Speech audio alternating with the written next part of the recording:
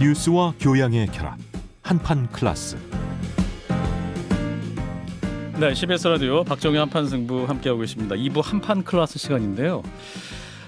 오늘 한판 인터뷰에서는 마음 공부를 좀 하겠습니다. 최근 인생의 허물을 어떻게 할 것인가 라는 책을 내신 분이세요. 네, 이분을 섭외했다고 하니까 타방송 제작진들이 도대체 어떻게 섭외를 했냐 하고 물어서 비밀이다라고 말했습니다. 자, 서울대 정치외교학부의 김영민 교수를 모셨습니다. 교수님 어서 오십시오. 네, 안녕하세요. 반갑습니다. 네, 진 작가님, 김 소장님. 네, 안녕하세요. 예, 우리 김 소장님들이 팬이셨더군요. 예, 저도 교수님의. 그렇지만 예, 저도 물론 그렇고 저희 아내가 또 엄청 팬이라서 예, 가서 뵙는다고 하니까 정말 부러워하더라고요. 오늘. 예, 자, 그래서 오늘은 우리 김영민 교수님과 책 얘기를 해보겠습니다.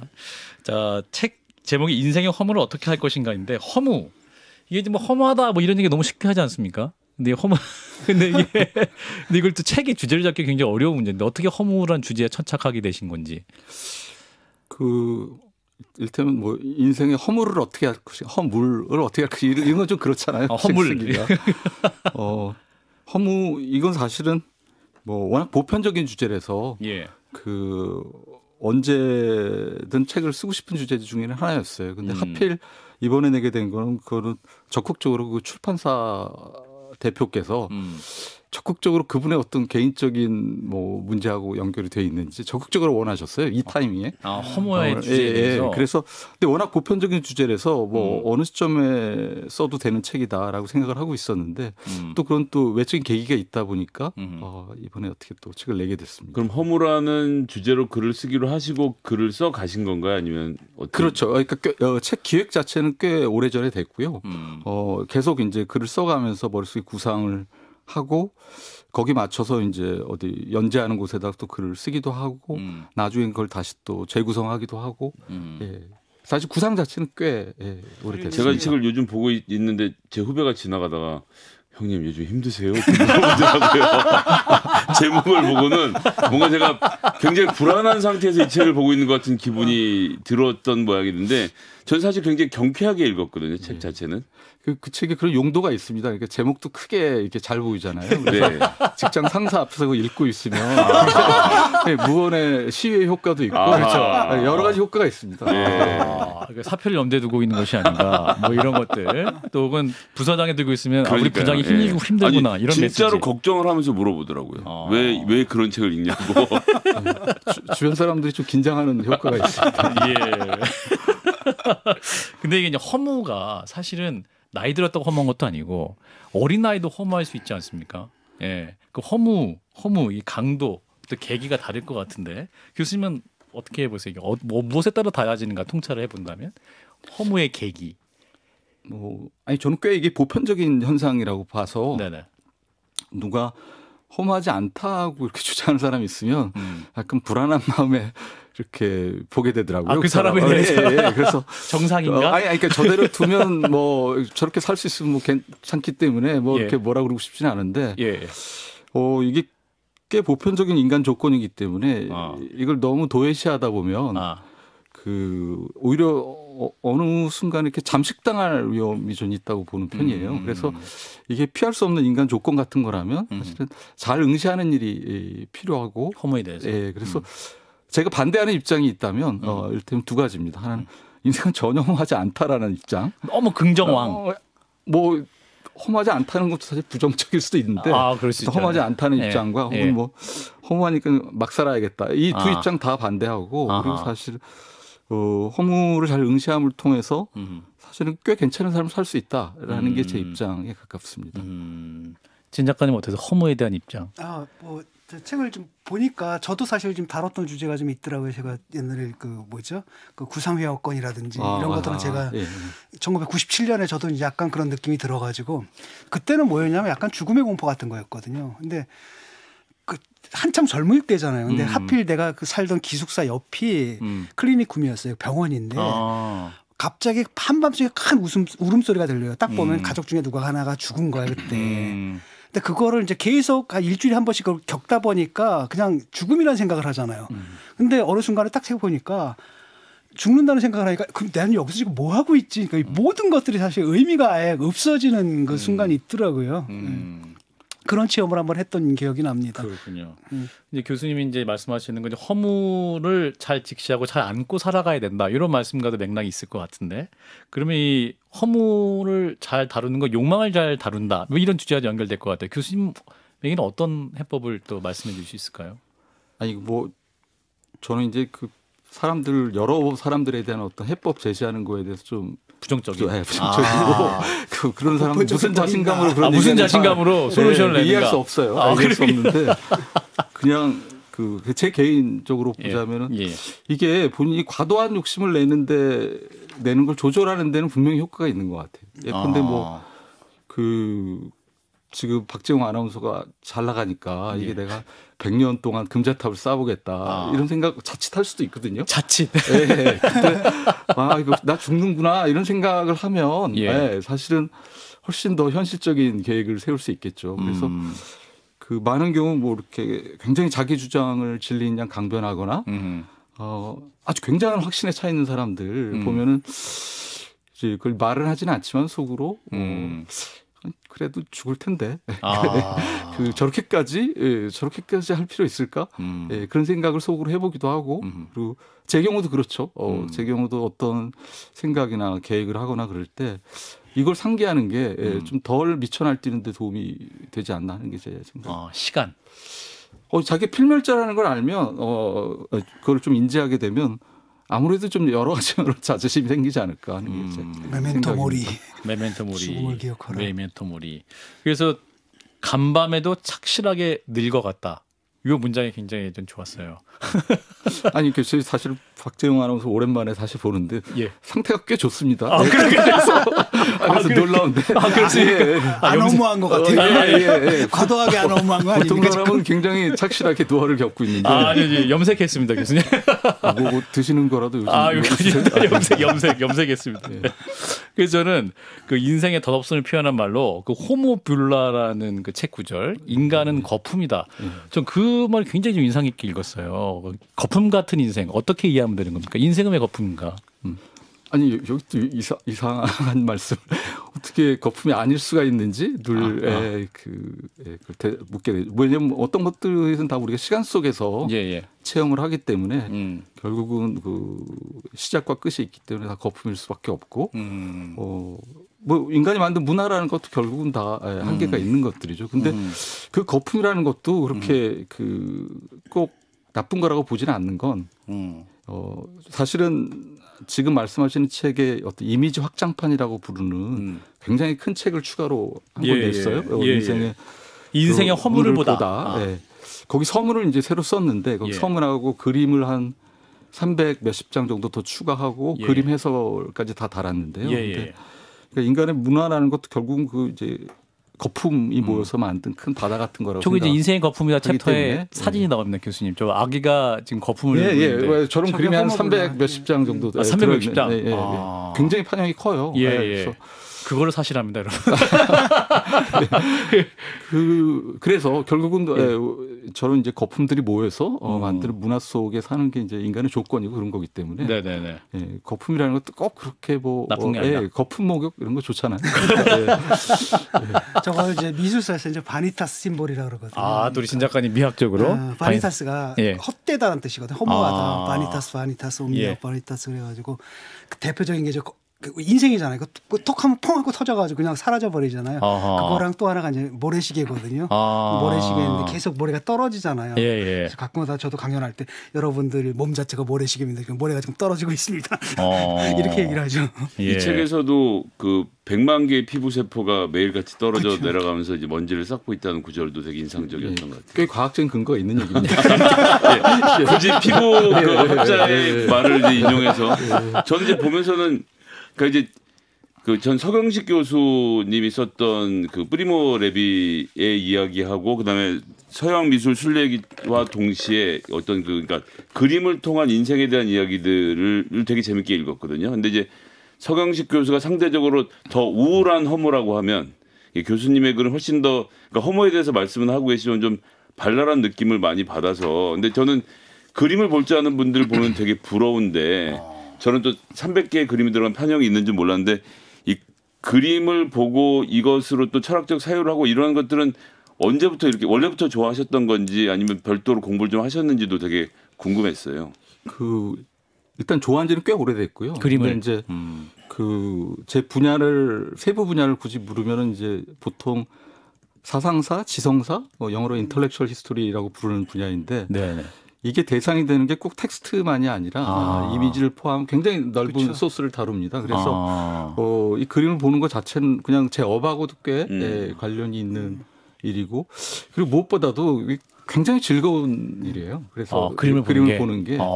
그래서 아까 여기 뭐 좀 덜 어둡다고 말씀하셨는데 사실은 이 허무하니까 혹은 허무함에도 불구하고 삶을 잘 향유할 수 있다라는 저는 그런 생각을 하는데 역시 이제 즐거운 일을 해야죠. 근데 저한테는 굉장히 즐거운 일 중에 하나라서 뭐 이미지 모으고 그렇게 즐기고 그러는 거는 저한테는 거의 일로 느껴지지 않습니다. 그 교수님 이제 SNS를 보면 오늘의 그림 하나씩 올리시잖아요. 네, 매일 한 장씩 그림 올리는 게 그게 뭐 무슨 대단한 서비스가 아니라 제가 보고 싶어서 그걸 루틴으로 만들면 저는 매일 한 장 이렇게 좀 응시를 하게 그런 되니까. 걸 보려면 그림 속에 등장하는 물건들에 대한 약속 이런 기호들도 전부 다 이해를 좀 하고 있어야 되기도 할 테고 역사적 맥락에서도 그렇고요. 특히 이제 소위 말하는 정근대 그림들이 그런데요. 예.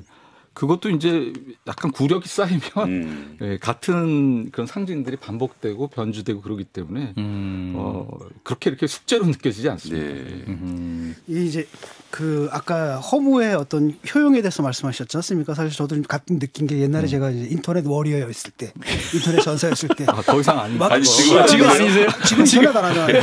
이러세요. 치열하게 싸우다가 요즘 안 싸우십니까? 3일 동안 이제 바빠가지고 지금 페이스북 워리어죠. 바빠가지고 3일 동안 안 들어왔다 다시 들어가 보면 내가 여태까지 뭘 했던 거지.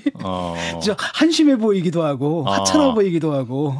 근데 지금 우리 사회가 좀 그렇지 않습니까? 너무 정치 과몰입된 것 같아가지고요. 어떻게 생각하십니까? 글쎄요, 그러니까 저는 정치에 대한 여러 태도가 있을 수 있겠는데 좀 경계하고 싶은 건 그 일희일비에 대한 왜냐하면 한국처럼 이렇게 소위 말하는 업다운이 심한 사회에서는 일희일비하다 보면 아마 신경이 거의 남아나지 않지 않을까 그런 느낌이 있어서 이 정치에 대해서 논할 때도 지금 호흡보다는 조금 더 장기적인 호흡으로 여러 논의를 할 필요가 있고 그리고 당장 벌어진 어떤 사건에 대해서도 얘기할 때 거기에 대한 어떤 대응이 갖고 올 즉각적인 효과 뿐만 아니라 이게 좀 더 장기적인 시야에서 뭐를 우리가 쌓기 위해서 이걸 해야 되는지에 대한 논의가 꼭 좀 동반됐으면 좋겠어요. 그러지 않으면 말 그대로 일일비하다가 말 그대로 허무감에 지칠 수 있기 때문에. 저희 시사 프로그램 맨날 일일비하는 방송하고 있거든요. 그게 업입니다. 매일 하시는. 매일 일일비하고 있어요, 교수님.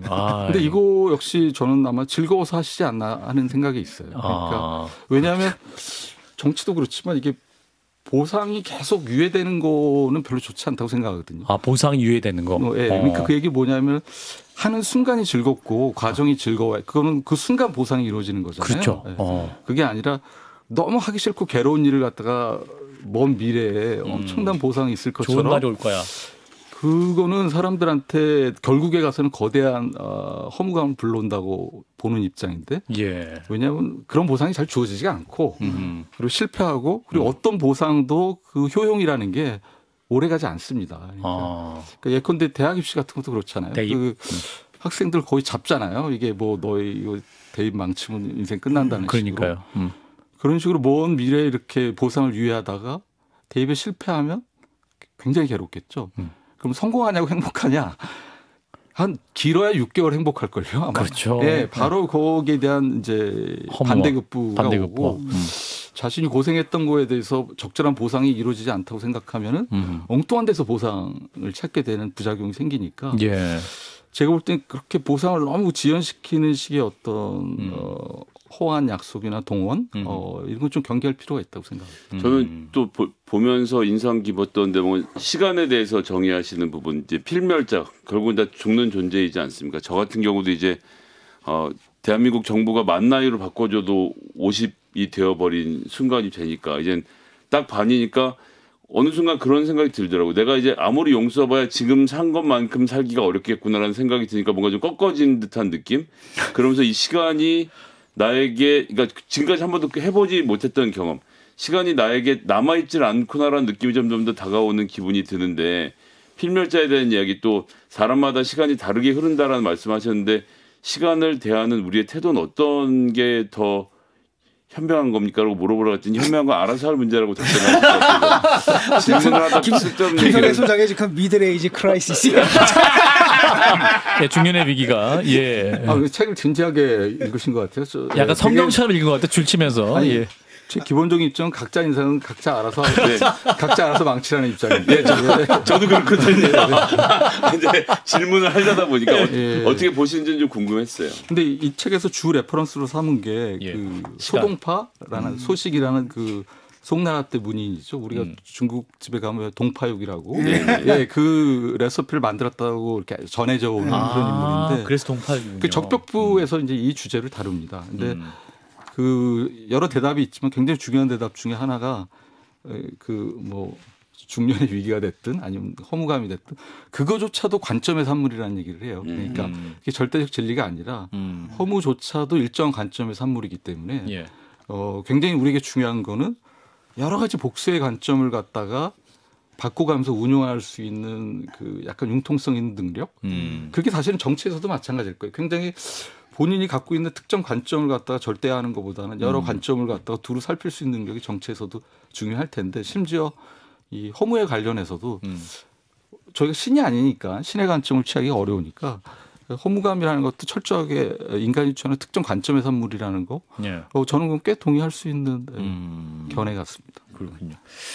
이제 정치 얘기를 하는 프로그램이었어요. 정치가 진짜 허무한 게 그렇지 않습니까? 많은 사람들이 처음에는 그렇죠. 막 열광을 해가지고 어떤 후보를 막 찍어놔요. 그다음에 한 1년쯤 지나면 그를 찍은 내 손가락을 잘라버리고 싶다. 예. 그래서 이제 교수님이 이것의 반복이지 않습니까? 그래서 그 정치인에다 쓰신 구절이 있어요. 그래서 저는 이 쓰신 게 정치외교학과라서 이 책을 쓰셨나라는 생각까지도 했는데. 아니 그 참 지금 진 선생님 말씀하셨듯이 왜냐하면 정치적 기대가 크잖아요, 보통은. 근데도 사람들이 이렇게 실망과 기대를 반복을 보통 안 해야 정상인 거잖아요. 몇 번 반복되면은 포기해야 되고 내려놔야 되고. 그래서 속으로 갖고 있는 가설 중에 하나는 교수님께서 사실은 그렇게까지는 기대 안 하는 거 아니냐. 근데 기대를 막 하는 척하고 대단히 실망 이것이 갖는 어떤 좋은 학설이에요. 퍼포머티브한 쾌감 같은 게 있거든요. 큰 기대는 하지 않아도 굉장히 큰 기대를 하는 것처럼 얘기했다 크게 실망하고 이걸 반복하는 데서 오는 어떤 묘한 중독성 쾌감이 있나?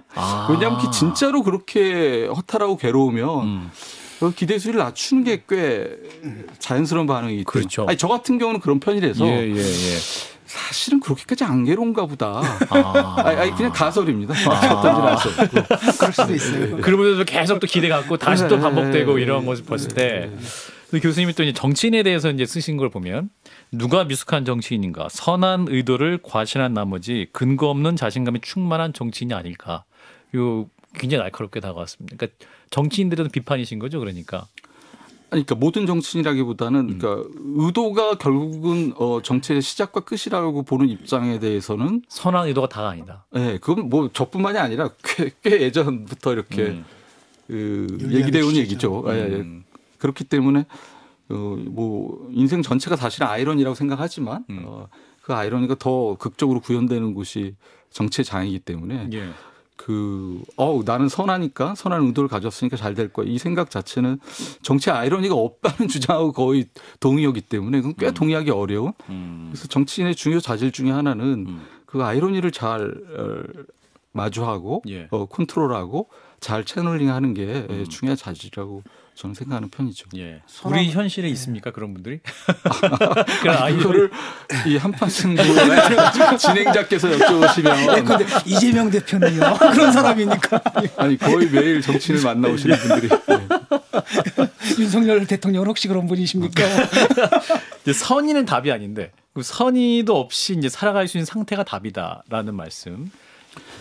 왜냐하면 뭐 선의, 희망, 미래. 이런 것들이 좋은 얘기처럼 들리지만 그러니까요. 그것의 특징 중에 하나는 굉장히 동원력이 강한 언어들이에요. 선의, 희망, 그게 근데 이제 제 느낌은 한국 사회가 꽤 동원이 심한 사회. 동원이 심하다. 네, 여러 의미의 동원. 뭐 그걸 뭐 입시에 대한 동원이든 뭐 그래서 그런데 이제 그 동원을 하고서 동원하는 사람들이 나중에 책임을 지느냐. 꼭 그러려는 법은 없고 그 사람들 어딘가 빠질 수도 있기 때문에 그 각 개인들은 또 자기 삶을 잘 보호해야 될 책임 같은 것들이 있는 것 같아요. 근데 지금 말한 그런 어휘들은 굉장히 동원력이 심한 어휘들이라서 사실은 굉장히 조심스럽게 사용해야 될 것들인데 좀 과용되는 측면이 있다고 생각하는 게 제 인상입니다. 선의. 예. 뭐, 그러니까 그게 나쁘다는 게 아니라 그게 전부는 아니라는 거죠. 그래서 그런 것들의 부침에 의해서 이렇게 크게 흔들리지 않는 마음을 좀 준비할 필요가 있다고 저는 생각하는 편입니다. 유권자들의 입장에서 아니 뭐 시민이든 인간이든 뭐, 그래야 일종의 뭐 사이비 정부에도 좀 덜 휘둘리고. 근데 참 저는 이제 그런 생각을 좀 하거든요. 보면은 그 열정을 가진 사람들 있지 않습니까? 결코 허무함을 느끼지 않는 사람들.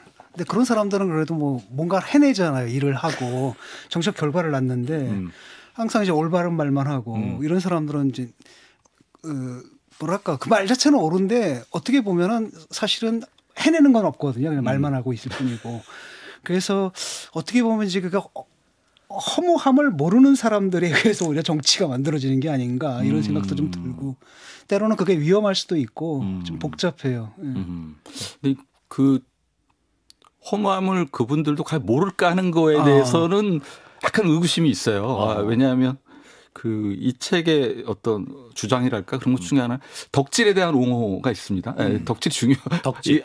그 인생을 구원하는 좋은 그게 그러니까 이게 허무하다 그래서 모든 거에 대해서 이렇게 거리를 두고 이렇게 다소초연한 듯이 사는 게 좋은 게 아니라 자신이 사랑할 수 있는 대상에 대해서 굉장히 사랑하고 그런 게 좋은데 그게 집착 없이 가능하다는 게 그 아까 말한 소동파라는 분의 중요한 주장 중에 하나예요. 그러니까 우리가 흔히 생각하면 어떤 거를 덕질하는 사랑하는 일과 집착이라는 게 불가부처럼 엮여 있다고 생각을 하지만 집착 없이 충분히 몰입하고 사랑하는 일이 가능하다는 그런 견해가 있어요. 그래서 굉장히 열정적인 사람들은 보면 감탄스럽죠. 근데 그 열정만 가지고서 저 사람들이 꼭 허무하지 않다고 느낄까? 그중엔 그런 분들도 있을 거고 그렇지만은 허무함에도 불구하고 혹은 허무하기 때문에 열정적인 길을 택하시는 분들도 꽤 있을 거라고 저는 생각해 봅니다. 저는 또 이 책 보면서 그러니까 이제 허무에 대한 이야기를 하면 전 가수로는 김두소라는 분이 생각이 나는데 김두소 씨가 했던 이야기들이나 그가 가사에 담으려고 하는 이야기들 중에 저는 기억에 남는 게 이제 세상에 이 모든 것들이 꽃이 아름다운 것은 이게 영원하지 않다는 것을 우리가 알기 때문에 언젠간 없어질 것의 간절함 때문에 이게 더 아름다워 보인다는 이야기를 해서 이 책을 보면서 그런 생각도 났는데 지금 교수님이 이 허무와 관련돼서 우리가 좀 허무를 달랠 수 있는 이런 작품들이나 뭐 영화나 음악에 대한 추천을 좀 해주실 수 있다면 어떤 것들이 있을까요? 그런 그 질문 혹시 있을까봐 제가 아까 이미지 확장판이라는 책을 냈습니다. 인생의 허물을 보다. 인생의 허물을 보다. 되는 뭐 영화 이미지 책 잔뜩 5배 이상의 도판이 있습니다. 그게 완전히 확장된 책이기 때문에 일일이 거론하기 어려울 정도로 많아서요. 인생의 허물을 보다. 인생의 허물을 보다. 아주 자연스럽게 이어졌네요. 그렇습니다. 자, 그 또 인생의 허물을 우리 교수님은 또 어떻게 극복하시는가 보니까 산책을 즐기시는 걸로 책에 고백을 했습니다. 중독적으로. 산책. 산책 예찬을 해 주십시오. 산책. 저는 산책의 핵심이 어쨌든 목적이 없다는 데 있어요. 목적이 없다. 아니 목적이 이씨 어디 갔다 오는 건 산책이지 산책이 아니죠. 진짜. 근데 이제 꼭 어디 산책 나가려고 그러면 꼭 옆에 있던 사람이 갔다 오는 길에 뭐 좀 사다 달라고 그러잖아요. 그럴 때 보면 산책의 의의를 이 사람은 좀 모르는 사람이다. 오해하고 있는 그래서 얼른 가서 사다 주고 다시 산책을 떠나는군요. 그런 우스개 있잖아요. 왜 누가 쉬고 있는데 그렇게 해서 쉬는 게 망쳐지면 처음부터 새로 쉰다 그러잖아요. 그렇듯이 산책도 누가 뭐 시키면 일단 사다 주고 그리고 처음부터 새로 산책. 왜냐하면 진짜 목적이 없어야 산책을 왜냐하면 그거야말로 아까 말했던 보상이 바로 이루어지는 행위거든요. 산책이. 출장 갔다 왔고 결과 보고서 내갖고 뭐가 나왔을 때 보상이 이루어지는 거지만 산책은 하는 순간순간이 즐거우니까 하는 거기 때문에 그야말로 보상이 즉각적으로 이루어지는 행위고 그렇게 되는 중요한 중요한 이유 중에 하나는 목적이 없기 때문이죠. 그 자체로. 그래서 산책은 정말 여러 가지로 권할 만한. 그리고 산책 와중에 여러 가지 일이 발생합니다. 의도치 않게. 예. 좋은 아이디어도 떠오르고 그리고 어떤 아름다운 걸 발견할 수도 있고. 좋습니다. 자, 오늘 한판 클래스 인생의 허물을 어떻게 할 것인가. 예, 저자인 서울대학교 김영민 교수님과 만나서 인생과 삶에 대한 얘기를 했는데요. 마지막에 이 산책과 같은 삶에 대한 선물을 받은 것 같습니다. 교수님, 인생의 허물을보다도 잘 찾아서 읽도록 하겠습니다. 자, 오늘 귀한 말씀 고맙습니다. 감사합니다. 고맙습니다. 예. 좋아요, 구독, 알림 설정.